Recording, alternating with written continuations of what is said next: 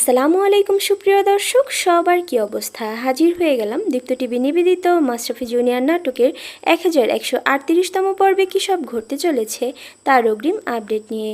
এই পর্বটি কেউ মিস করবেন না, কারণ এই পর্বে আপনারা দেখতে পারবেন আলিয়াকে দেখা যাবে সে এবার রুনা ম্যামের অসুস্থতাকে কাজে লাগিয়ে বাড়ির মধ্যে একটা অশান্তির সৃষ্টি করবে আগামী পর্বে।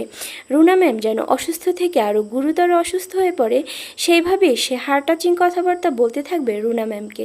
এক পর্যায়ে রুনা ম্যাম যখন বিছানায় রেস্ট নিতে থাকবে, তখন দিলারা বেগম এসে বলবে, রুনা তুমি এবার চ্যাম্পিয়ন গ্রুপে জয়েন করো না, কাজের মধ্যে থাকলে তুমি আরও বেশি ভালো থাকতে পারবে। আর তুমি যদি জালাল স্যারের সাথে গিয়ে তার কোম্পানির হাল ধরতে পারো, তাহলে তো দুজনার জন্যই উপকার হবে, তাই না? উত্তরে রুনা ম্যাম বলবে, চ্যাম্পিয়ন গ্রুপে আমি আর যেতে চাই না মা। একবার যেখানে দুই পক্ষের মধ্যে বিশ্বাস ভেঙে গেছে, সেখানে আর নতুন করে যাওয়াটা ঠিক হবে না। আমি না হয় অন্য কোথাও আবার নতুন করে ট্রাই করব।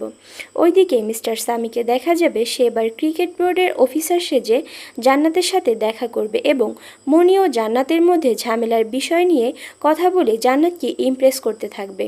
তখন জান্নাতকে দেখা যাবে সে মনিকে নিয়ে মন গড়া কিছু কথা সামিকে বানিয়ে বানিয়ে বলতে থাকবে।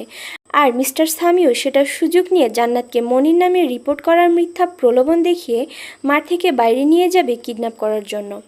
আর অন্যদিকে আপনারা দেখতে পারবেন বাংলাদেশ থেকে জাতীয় দলের খেলা চেঞ্জ করে ইউই অর্থাৎ আরব আমিরাতে নেওয়া হলে খেলার রুলস অনুযায়ী অনেক দিন আগেই সেখানে রওনা করে যেতে হবে। একথা শুনে মনিকে দেখা যাবে সে নাইলাকে নানান ধরনের প্রশ্ন করতে থাকবে যে কেন এত তাড়াতাড়ি যেতে হবে।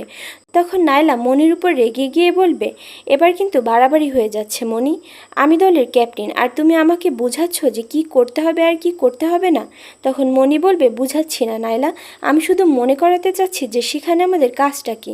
কথা শুনে নাইলা বলবে, খেলোয়াড়দের মানসিকতা ঠিক রাখার জন্য ঘোরাঘুরি ও শপিং করারও প্রয়োজন হতে পারে, এজন্যই সময় নিতে হবে।